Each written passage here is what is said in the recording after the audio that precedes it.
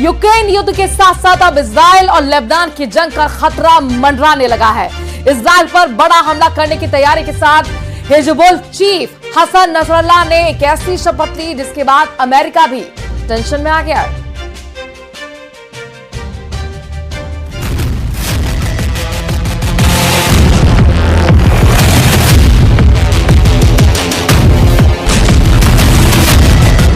Gaza से ऐसा video आया है, उसे देखकर हिजबुल्लाह आग बबूला है। गाजा के इस वीडियो में मौत की आग है। ये आग लगातार भड़क रही है। इस वीडियो में इजराइल का कहर है।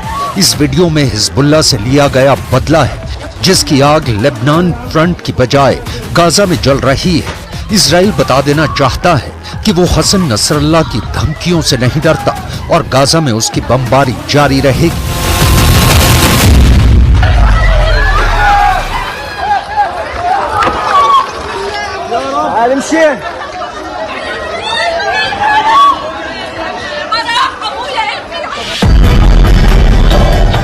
इस आग के बीच बच्चों को बाहर निकालने के लिए आवाज लगाई जा रही है।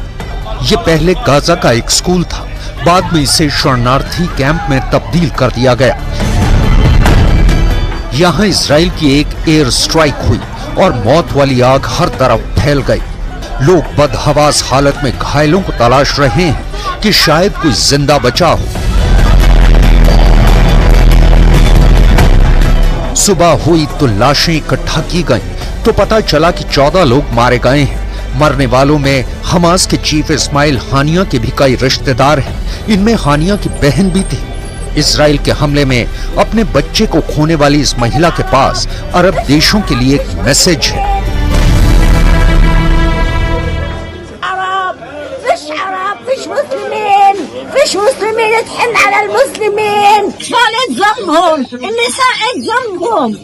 كل هذا ايش ذنبهم؟ ايش ذنبه؟ ايش اللي مقترفينه؟ نايمين في بيوتهم. احنا اللي صرنا عاطلين واللي بضربونا هم الملاح وبيجوا مع العاطلين.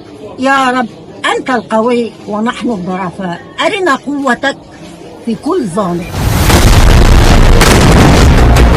गाजा में इजराइल की बमबारी के बीच पूरे पश्चिमी एशिया में मुस्लिम देशों पर सवाल उठ रहे हैं।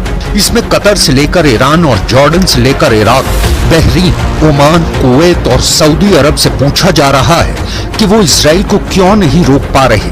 ये सवाल मिस्र से लेकर तुर्की और यूएई से भी पूछा जा रहा है। हालांकि लेबनान की तरफ से हिजबुल्लाह ने इजराइल के खिलाफ मोर्चा खोला हुआ है। लगातार हमले हो रहे हैं। यहाँ लाशें रोज गिर रही हैं। हिजबुल्लाह के 320 से ज्यादा लड़ाके इजराइल से टकराव में मारे जा चुके हैं। इजराइल के कई इलाके खाली हैं, जबकि हिजबुल्लाह के बीच जनाजों का उठना जारी है। वकम्मन वनवा वल्यंतज़िरना फिल मैदान इज़ा कान अल-अदू कमा तुअलिन वसाइल इअलामिह फी कुल्ल यौम إذا كان يصرخ ويئن مما أصابه في شمال فلسطين فليجهز نفسه.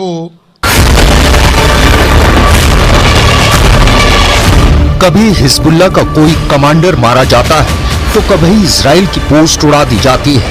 इस फ्रंट पर रोज खून बह रहा है। ऐसे ही एक हमले में हिजबुल्लाह ने ड्रोन स्ट्राइक से इजराइल की एक पोस्ट उड़ा दी।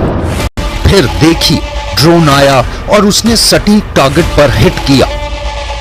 हिजबुल्लाह के लगातार हमलों ने उत्तरी इजराइल के कई इलाकों में ऐसे ही आग लगाई है। हिजबुल्लाह लेबनान का वो मिलिशिया है जिसे ईरान का समर्थन है। उसने इजराइल की जमीन को अंगारों में बदल दिया है।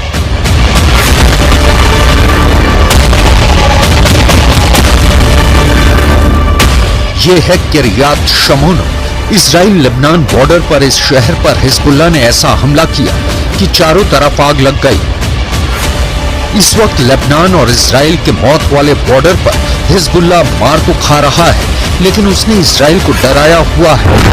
हिजबुल्लाह ऐसी मिसाइल फायर कर रहा है जिसके आगे इजराइल के टैंक अपनी तोप रगड़ते नजर आ रहे हैं।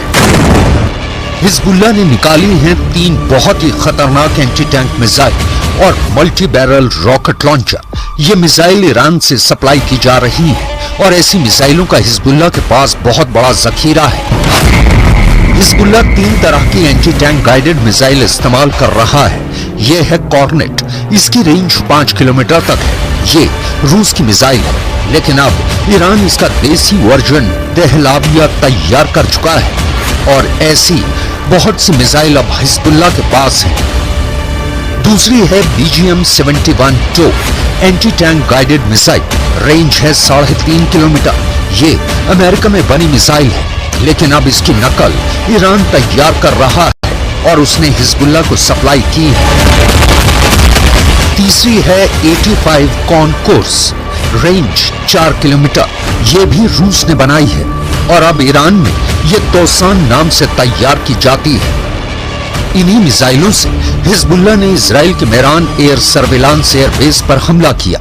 ये तीनों मिसाइल बहुत ही घातक हैं और जिस तरह से इन्होंने इजराइल के अड्डे उड़ाए हैं, उससे ये बात साबित हो जाती है। हिजबुल्लाह का दावा है कि उसका हर हमला इजराइल को मुंह तोड़ जवाब है। बताया जा रहा है कि हिजबुल्लाह ने इस अड्डे को उड़ाने के लिए 60 से ज्यादा मिसाइल फायर की और सभी अपने टारगेट पर लगी, लेकिन इतनी तबाही भी इजराइल को रोकने में नाकाम रही है।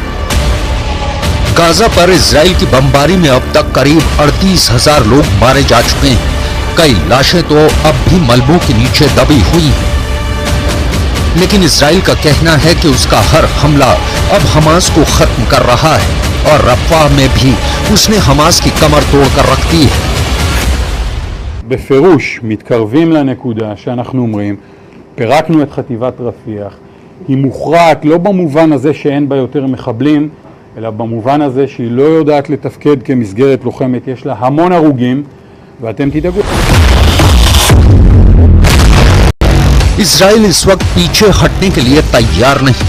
उसने साफ कह दिया है कि जब तक हमास नहीं मरेगा और उसके बाकी 120 बंधक वापस इजराइल को नहीं सौंपे जाएंगे, ये युद्ध जारी रहेगा और वो हिजबुल्लाह को खत्म करने के लिए भी पूरी तरह से तैयार है।